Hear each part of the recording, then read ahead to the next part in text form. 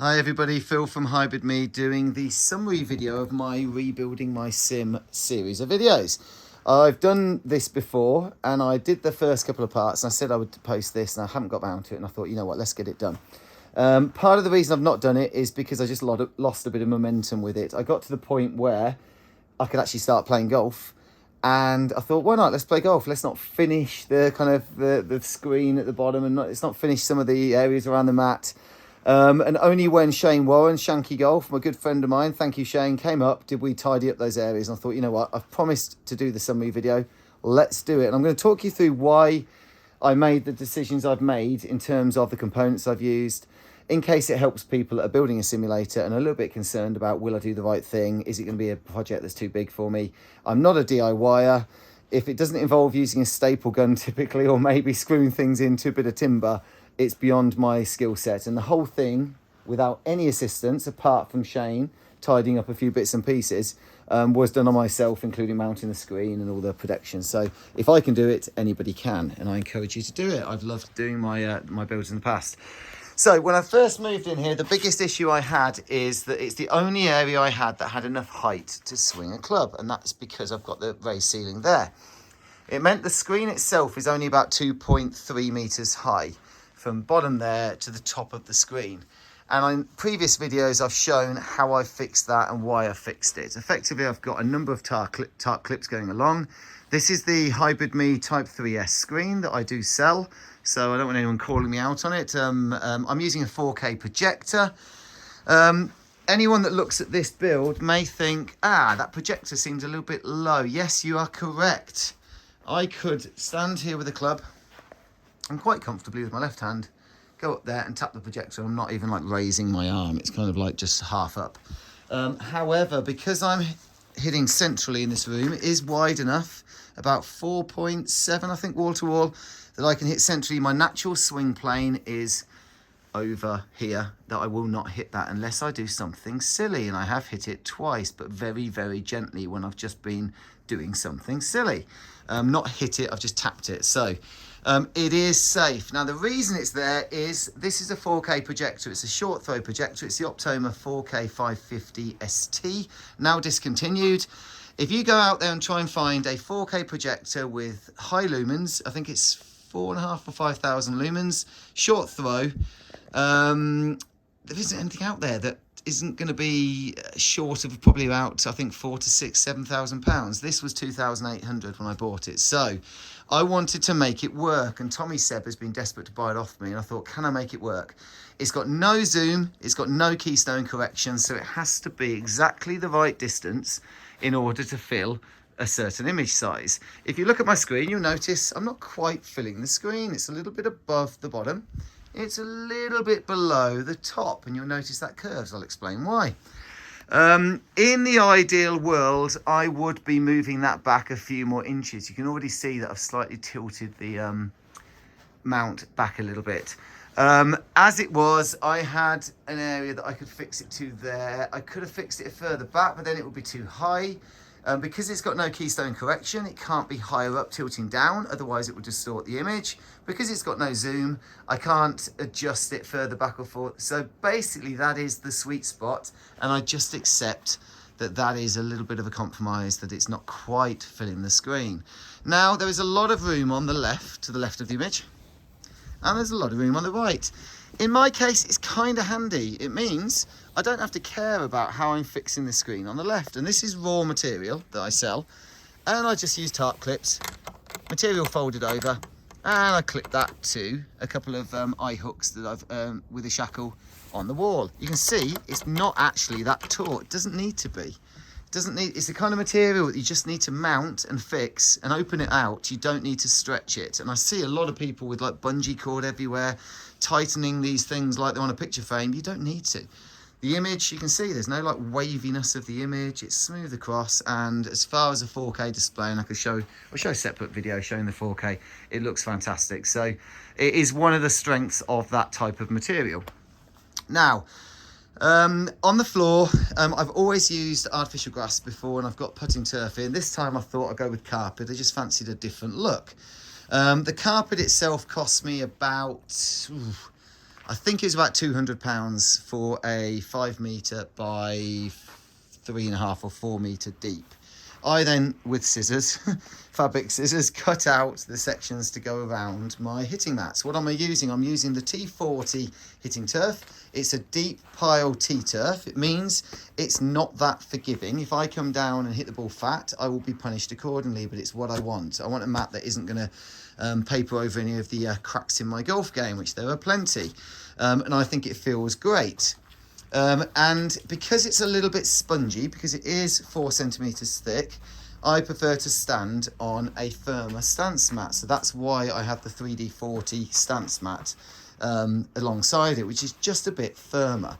So that gives me the benefit of a hitting surface that I like. Of course, you can get hitting strips that we provide. You can also get hitting strips from many other, whatever. Find a mat that suits you, whether it's forgiveness, whether you've got existing injuries, in which case I would advise avoiding things like T-turf, maybe something like a fibre built, and finding out whether you're comfortable standing on the mat and thinking, oh yeah, that feels okay, which it actually feels fine, or whether you'd like something a bit firmer. You know, all those things are possible. In terms of what else, you need a good gaming PC. I do have a good gaming PC. Right now, graphics cards are in short supply, good graphics cards. I've got an RTX 3080, which is high-end. It can run the 4K displays, which is here. I've got a big 55-inch monitor, which I choose as my main monitor. Most people in a sim will choose to have their primary display being the projector. You're likely, in my case, to mirror it with a primary display. The 55-inch is slightly bigger than I need to stand here, but again, I already had one. And then I've got my third display, so the projector, the TV, and then the third display, which is where I run the streaming software, in this case OBS, which is what I use for my channel. Or if I'm watching sports and football or something, I can watch something while I'm playing golf. So it works out well for me. I've chosen to have an AV amp. This is a surround sound amp, to be able to have 5.1 speakers in the various corners. You can see I haven't hidden the cables. I couldn't care less. And that gives me the 5.1 sound should I be watching movies, which I won't, because I've actually got a nice cinema kind of room in the house now. But I might come out and occasionally watch sport, or certainly it's nice anyhow for listening to music when I'm playing, etc. Now, in terms of fixings, on the right side, both of the side walls aren't that much of a concern for me. I've got no windows, I've got nothing to protect, it's just a barn building. So on that basis, I couldn't really care less if a ball flies over there and smacks into the side. But to frame the image and make it look better, I've just used black material. Now, on previous videos, I've mentioned a company called Neewer, N-E-E-W-E-R. They're on Amazon. They provide photography backdrop cloth, which is this stuff. Quite lightweight. A little bit, you know, the sheen on one side and more matte on the other. But it's very cheap for anything from like 3 metre by 3 or 3 by 6, I think that one is. And I've just crudely stapled it at the top there with a staple gun. And on that, what they call studs, the vertical running timber, and there. And I've had a little bit excess that folds in and just folds inside, hiding all the fixings, because I've got the luxury of a lot of space to the side. I don't even need to neaten it up. Any shot that goes over there will just hit this, and I couldn't care less about fixing it. Obviously, if I was going wall to wall, I'd put a bit more care and attention, and I may end up using carpet and having it kind of neatly butting up to there, you know, or you may have padding, or very many different ways doing it. On the left-hand side, you know, no shot will ever hit that left-hand side. However bad a golfer I am, I'm right-handed, and I'm yet to be able to hit that, apart from in anger, where in my last build, I used to always attack that left wall, and it looked like Beirut. That dry wall looked like yeah, lots of damage to it. So this again is just about giving me a black background for, in my case, the GC2 to not have anything bright or white in the background. GC2 doesn't overly care. Something like a Skytrack does care about making sure you don't have a mirror or white in the background, because it can sometimes affect it getting a good read. So that is aesthetic again, stapled. I can't remember, that was about 40 quid. That is actually PU coated nylon, if I'm going to be honest. I bought a roll of it when I was building enclosures a few years back, prototyping. One side's quite shiny. It's much more, it's ripstop nylon, more heavy duty, but it doesn't matter what it is, it's just there.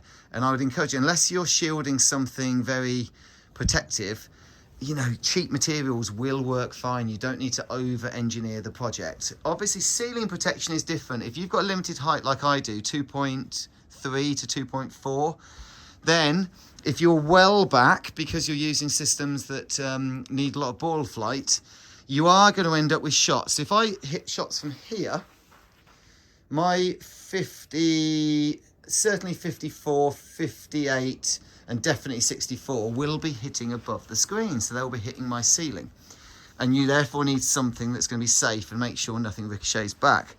Now that I've moved myself forward to more like here, the only shot that will hit above there is the 64-degree wedge, and I would say most people don't use one. I use one in the simulator because it helps with carrying the ball all the way to the hole rather than bump and run, which, to be honest, is something I've carried on from using previous software, Jack Nicklaus Perfect Golf, which had limitations in the kind of way the ball would interact with the green. Now with GS Pro, things run out much better.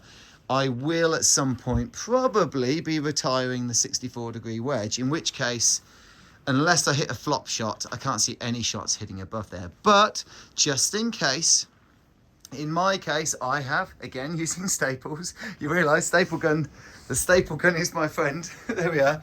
I have stapled it there. This is artificial grass. I just chose black artificial grass. It could be carpet, it could be PU coated nylon, it could be any kind of material. And I've slightly draped it down and then draped it down, and I've attached it to the timber at the front. Again, if you look back at previous videos, you'll see what I've done and how I've done that.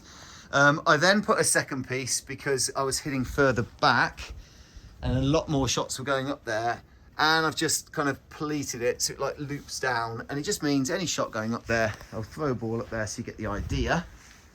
Any shot going up there, we'll just hit it and drop down. And there's no ricochet potential, there's no hard things it can come back from. Works golden. As it is, it's kind of redundant because I moved forward and hardly any shots hit that. What else? Oh yeah, screen. So the screen material that I sell is actually off of a, it's approximately, you know, 3 and a bit meters in terms of the height, and I can cut it to any distance. That meant, again, go back to the previous video, please. Hello, I am still here talking to you. That is where I fixed the screen along the top, and you'll see how I did that. And I've kind of covered up the fixings by having this ceiling protection coming down and in. So the fixings are up there, and this is timber. But it meant I had a lot of excess. And if you look at some of the videos over the last couple of weeks before Shane visited, you'll see I had a lot of like sag at the bottom. When I hit shots, it would waft up and you'd see the screen material that's like the excess. Now all I've done is attached where I've got my fixing on the left. You can't quite see it, which is an little eye hook. And I attach my tarp clip to that left edge down there. I also now have a bit of rope, just some rope hanging around, pulled as tightly as I can across the bottom. So there's actually rope in there. I'm pinching it there, and it goes all the way across. And the screen material is coming down, folding underneath that rope, and actually attaching to the timber at the back of the building. So any shot that now hits this, like, oh, see my fingers there, like a big 3 wood, might waft the screen up a little bit. Oh, let me try and do this without casting shadow. But because it's fixed at the back and it's going under the rope, it'll just kind of sit naturally, sit pretty damn well. Because you saw that it's not fixed tightly, the screen has very little bounce back. It's incredibly quiet. There's no issue with tensioning it. In fact, I only use 4 tarp clips up the side. I've got one at the bottom there, one there, one there, and one at the top. And again, I'll go back again so you can see the image. You know, you're not mounting a canvas on a picture frame and having to like stretch it and get it fixed at so many different pieces. So it's a real doddle to do. Now, the screen itself, is priced at around, well, it's £150 per linear metre. So you get the 3 metre, three and a bit, by whatever meters going across, £150. That's including VAT and delivery in the UK. You know, it's something I've been providing to people. The feedback has been good. I use it.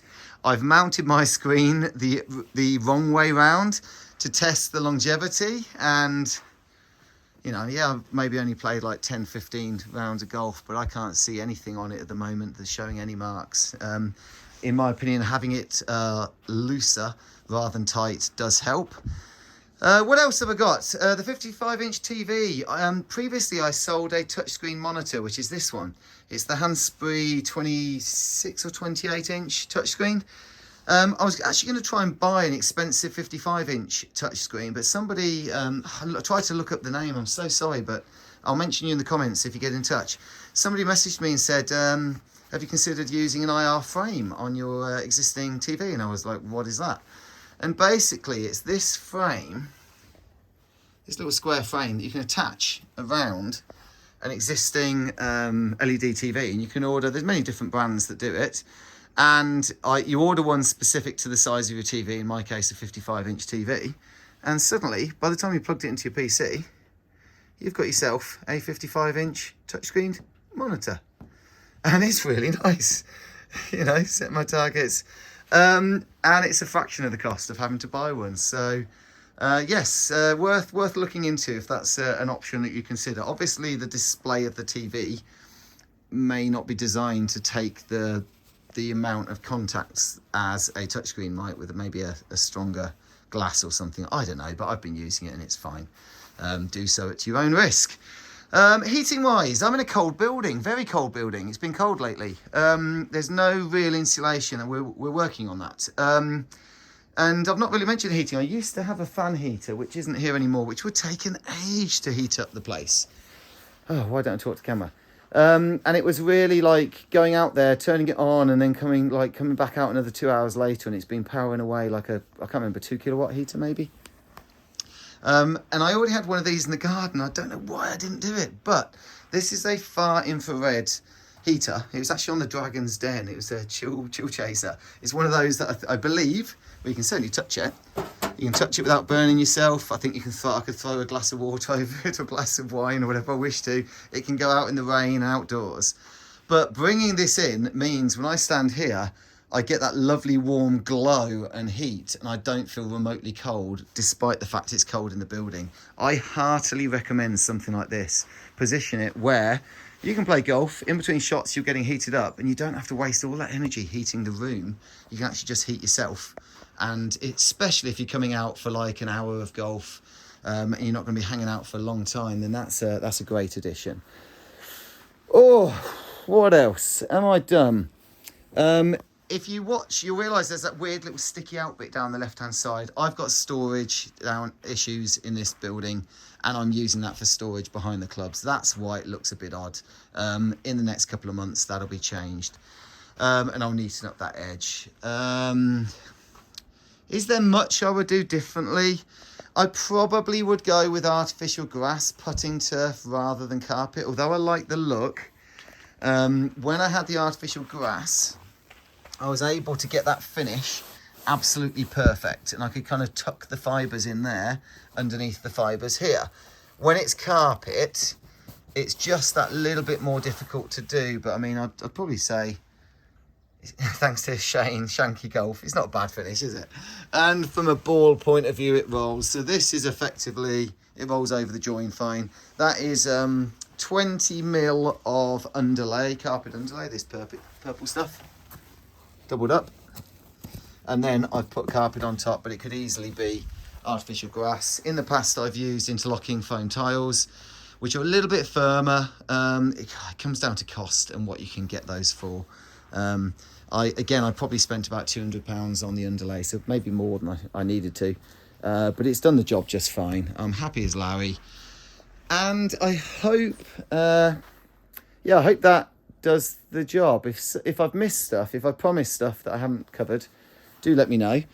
I'm now going to play a few rounds of golf that I promised to do for people, which are playing a couple of courses that people have designed, they asked me to play, and I'm going to go and stream those. So without further ado, that's, wow, 20 minutes. If you've watched it and found it useful, please like the video. If you haven't found it useful, just go elsewhere. You don't need to dislike the video. You can if you want. I say I don't care. I do. I'm very sensitive to these things. And I will see you next time. And if there's other stuff you'd like me to show in terms of the build, please let me know. Goodbye. Thank you for watching. Oh, and the software I'm showing, I should also add, yeah, the software I'm showing is GS Pro. I use a GC2. It's $250 a year. I think it's absolutely fantastic. You gain access to all the courses developed in the community. It's a no-brainer. If people are going with a compatible launch monitor and thinking, well, I don't want to spend fortunes on software, or even if you have your preferred software, for that money, give it a try. I hope you like it. Sign up on the simulatorgolftour.net and you can take part in the weekly competitions, compete for prize money. I think I just spat then. Anyway. And yeah, and take part in Ryder Cups and enjoy the whole thing. I mean, that's the combination of GS Pro and SGT for me gives me everything I want from simulator golf, and I can't wait for some of the new courses that are in development to be released. Though that is a nice course to already have. It's a familiar one for a lot of people. This is the 12th. Goodbye.